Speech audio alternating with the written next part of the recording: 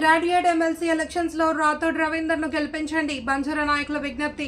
రాష్ట్రంలో జరగనున్న మెదక్, కరీంనగర్, నిజామాబాద్, ఆదిలాబాద్ గ్రాడ్యుయేట్స్ జరిగిన గిరిజన బిడ్డ రాథోడ్ రవీందర్ ను గెలిపించాలి అని Lambada political JAC chairman Ramavath Lalu Naik, convener Balaji Pawar, సామాజిక కార్యకర్త అంబు రాథోడ్లు ఎమ్మెల్సీ ఎన్నికల ప్రచారంలో పాల్గొని మాట్లాడుతూ గిరిజనులకు సివిల్ సర్వీసెస్ స్టడీ సర్కిల్ ఏర్పాటు చేయించిన నేత, స్టూడెంట్ మేనేజ్మెంట్ హాస్టల్స్, గురుకులాలు సాధించి విద్యార్థులకు సౌకర్యాలు కల్పించిన నేత, తెలంగాణ ఉద్యమ నేత, గిరిజనులకు 10% రిజర్వేషన్లు పోరాట యోధుడు రాథోడ్ రవీందర్ నాయక్ అని తెలిపారు.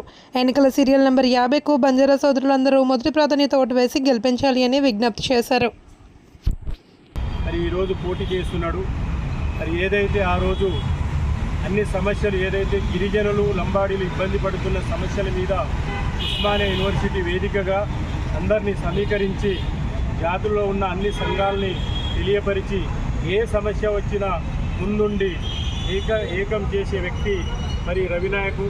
అదేవిధంగా జాతిలో ఉన్న సమస్యల మీద, గిరిజనులు పడుతున్న బాధ మీద అందరినీ ఏకపరుస్తూ ఆ రోజు ట్రైబల్ రిజర్వేషన్ సమితి అని పెట్టి అందరినీ సమీకరించి రిజర్వేషన్ల కోసం పోరాటం చేసిండు.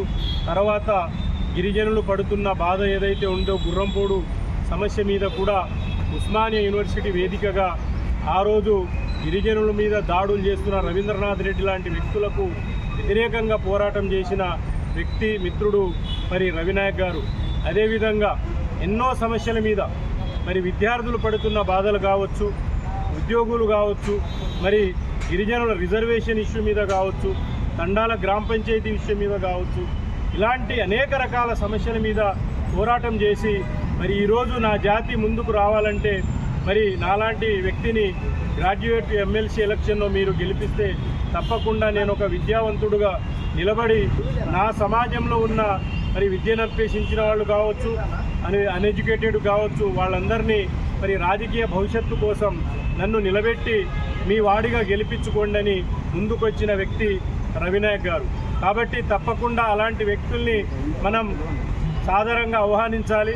మన కమ్యూనిటీ అక్కడున్న వ్యక్తులు కావచ్చు, అక్కడున్న బహుజన నాయకులు కావచ్చు, తప్పకుండా ఇలాంటి వ్యక్తులకు ఆలోచన చేసి రవి లాంటి వ్యక్తులు ఈరోజు 100 కోట్లు సంపాదన లేదు ఆయనకు, పెద్ద పెద్ద కార్లు లేవు, లగ్జరీ కార్లు లేవు ఆయనకు.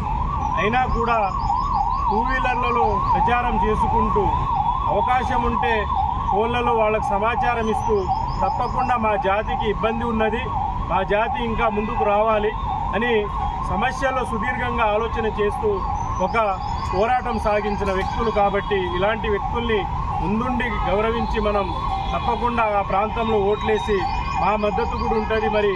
లంబాడా పొలిటికల్ జేఏసీ కావచ్చు, అనేక రకాల ఇక్కడ కుల సంఘాల నాయకులు కూడా వచ్చారు. అందరి మద్దతు తప్పకుండా మా రవినాయక్ గారికి ఉంటుంది.